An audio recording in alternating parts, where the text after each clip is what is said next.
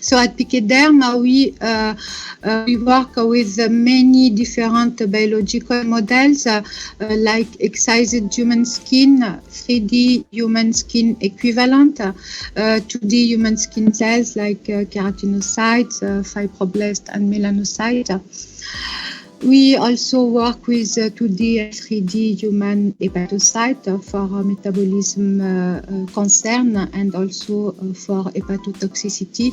And recently, with the problem of COVID, we developed and we work with 2D and 3D human lung models. So today I'm going to give you a general overview on drug transporters, and then I will show you results from our team regarding the characterization of drug transporters in human skin in terms of expression and function. And then the new results regarding the effect of UV radiation on the expression of drug transporters in human skin models, mainly in normal human epidermal keratinocytes and normal human dermal fibroblasts. And at the end, a conclusion.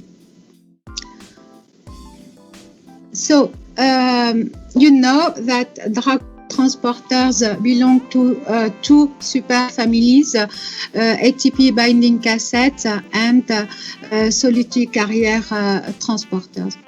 The ABC transporter or efflux or secretory transporters, they participate to pump out their substrate from the cells, whereas the solitary carrier transporters are involved in the uptake of substrate into the cells. Drug transporters are involved in drug absorption, tissue distribution and excretion, and this is why they are involved and have a huge impact on the efficacy and the toxicity of compound in development. So what is the role of drug transporters? The first role is a physiological role because drug transporters are involved in the transport of endogenous compound like glucose, lipids, and some hormones and bile salts. And drug transporters are mainly are highly abundant in the barrier tissue, like the gastrointestinal tract, liver, kidney, brain, and skin. And they contribute to significantly modulate the absorption and distribution and also the elimination. And this is why they are important in the efficacy and toxicity of pharmacological agents. And the most important thing is drug transporters play and mediate drug interactions of many drugs. And this interaction cannot be seen by only measuring the drug concentration in the plasma. Now you can see? No. That's a problem. Sorry.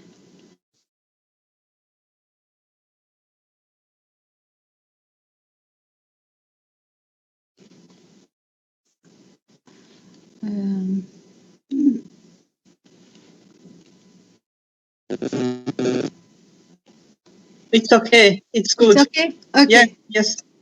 Sorry. So I'll continue to say that drug transporters are well characterized in barrier tissues. However, very little is known about these transporters in human skin. So this is why at PKDerm we are interested to characterize these transporters on human skin.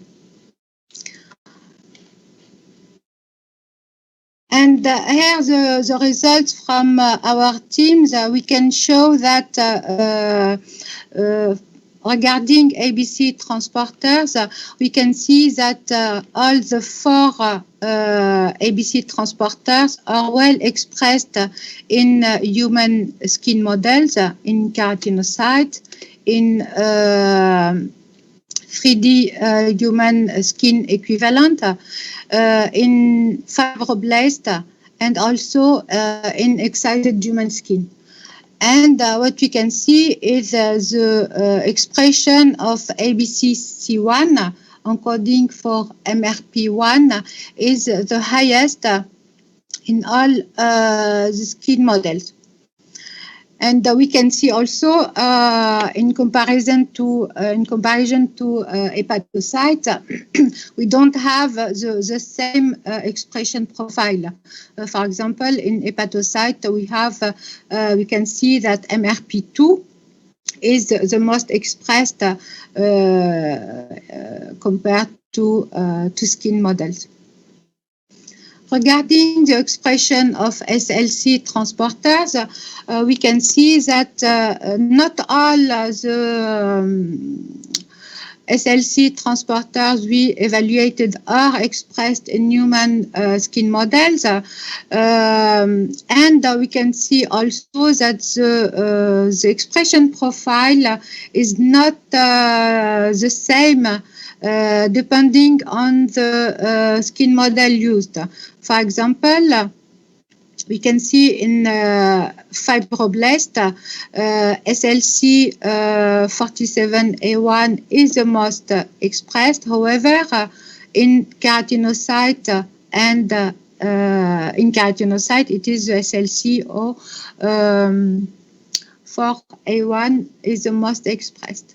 There is similarity between 2D and 3D skin model in terms of keratinocyte, but this expression profile is still different from ex vivo human skin. And also the expression profile in skin of SLC transporter is different from that in hepatocytes.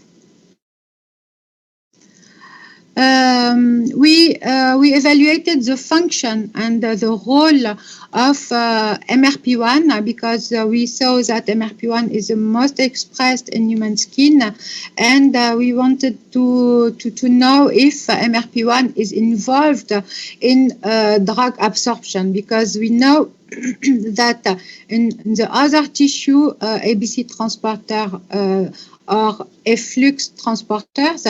However, in human skin, it is the inverse.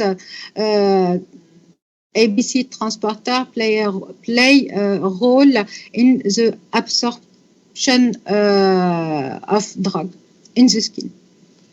So on this slide, you can see we used 3 different couple of substrate and inhibitor of MRP1, and we can see that when we inhibit MRP1, we decrease the dermal absorption, and this result confirm the role of MRP1 in the absorption way in the skin. And what is the question we asked is so we know that drug transporters are expressed in human skin. We know they play a role in drug absorption, and what we don't know because what is the effect of UV radiation on the expression and the function of this transporter in the skin. So what we know, solar UV radiation is among the air pollutants that affect the skin, and we know that the effect of UV radiation on human skin differ depending on the wavelength. For example, the UVA reach deeper layer in the skin. They can go till the dermis. However, UVB are absorbed by the epidermis, and the UVC cannot reach the skin. We know that overexposure to UV radiation leads to a variety of skin maladies, including cancer and inflammation. However, little is known about the effect of inflammation induced by UV radiation on the expression of drug transporters in human skin. So this is the purpose of our new study. What is the effect of UVA and UVB on the modulation of the expression of drug transporters in keratinocytes and fibroblasts? So to do this, the experimental protocol consists on treating keratinocytes or fibroblasts with UV radiation, UVB or UVA, and then incubation of cells for 24 hours. Of course, control cells were not exposed to UV radiation. After that, we isolate total RNA, and after quantification, we do reverse transcription reaction and quantitative real-time PCR using TaqMan technology. So we measure the marker of inflammation to ensure that the radiation was okay, because we know that UV radiation induces inflammation. And on the other hand, we measured the expression of ABC transporters and SLC transporters in keratinocyte and fibroblast. We use for this study GAPDH as a housekeeping gene. So what we can see, first of all, we looked at the morphology of the cells in order to see if the radiation induced any change and any toxicity. So we can see here that UV radiation induced marked morphological changes in keratinocytes and in fibroblasts. Here we analyzed the actin of the cells, and you can see the difference of the morphology, mainly observed with UVB. We can also see that we have a marked decrease of the number of cells compared to control untreated cells. So we have an effect using our experimental conditions of radiation. And these results were correlated with the level of LDH secreted in culture medium.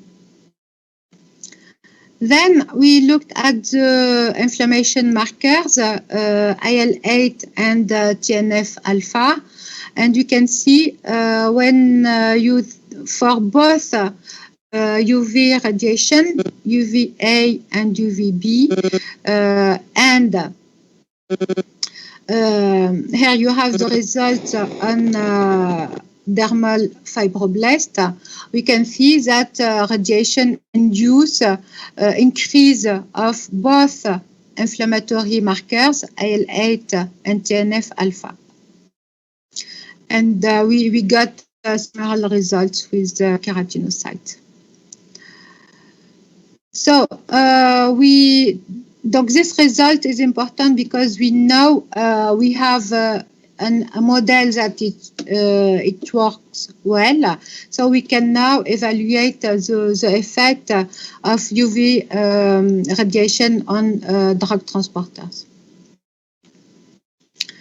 Here you have the results of UV on ABC transporters, on keratinocytes and fibroblasts.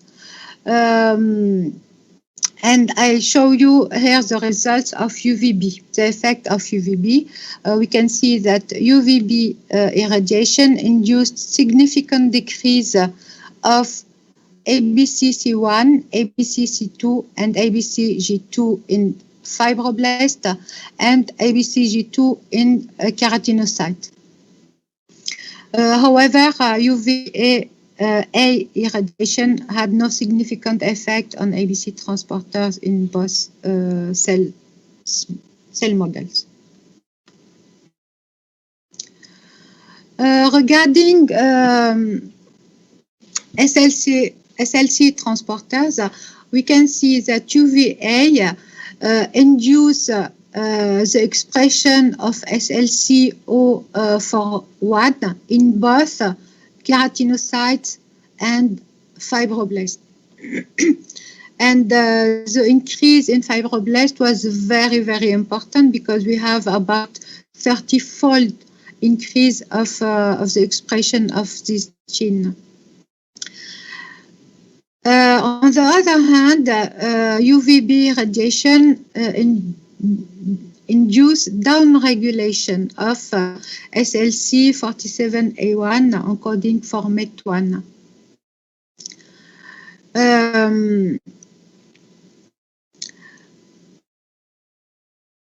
And so in conclusion, this results clearly show that expression of drug transporters in vitro skin models can be modulated by UV radiation. So in conclusion, we show that the exposure to UV radiation increased production of cytokines, leading to skin inflammation. So this is not new because we know that, but it is important to show this result in our models. We show that UV radiation significantly modulates the expression of some ABC and SLC transporters in human keratinocyte and fibroblast. This finding may have an important impact on dermal absorption of topical products applied after acute exposure to sunlight. The main important message is we showed that for the first time a significant increase of the expression of SLC041A1 in human fibroblasts induced by UVA radiation. What is the impact and the importance of this finding? At the moment we don't know, and this is why we need further investigation to identify the potential role of this transporter in skin cancers induced by solar exposure and also in pharmacokinetics of topical product. And in perspective, we need to confirm our findings by functional investigation and proteomic approach.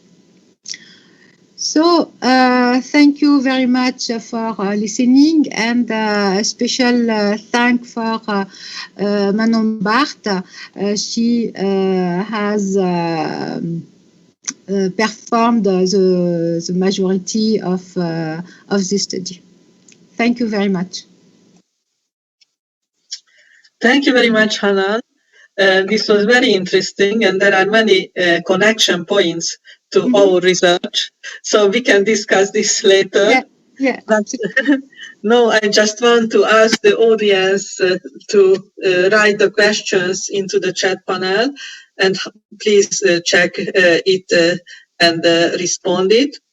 And now we can continue with the next speaker, or the first speaker of this session, actually.